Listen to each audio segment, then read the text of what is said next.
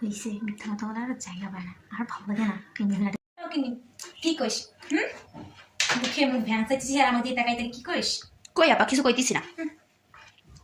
কিছু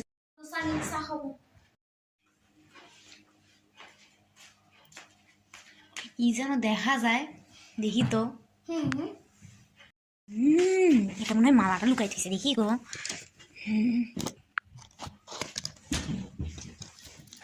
ওরে বাবা, সোনার এত বড় সোনার মালা। কি রে মনির মা, কই গেলি? শালা আজকে তো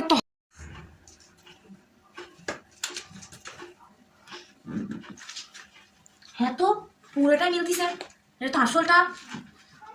ফকিন্নি রে, ফকিন্নি দৌড়া তাড়াতাড়ি আয়। তো ডাকতেছে, যদি মালাটা দেখি ফেলে যাই তাতে চাটা রান্না করে নিই, এখন নিয়ে যাই যাই। না জানি আজকে কপালে আবার কি আছে। আল্লাহ ভাবি, আপনি এই সোনাটা নিচ্ছেন কেন? স্বপ্নেও ভাবিস না, এটা এখন থেকে আমার আমার ভাইয়ের জিনিস, আমার ভাইয়ের জিনিস। তুই কেন নিবি? এটা আমি নিব।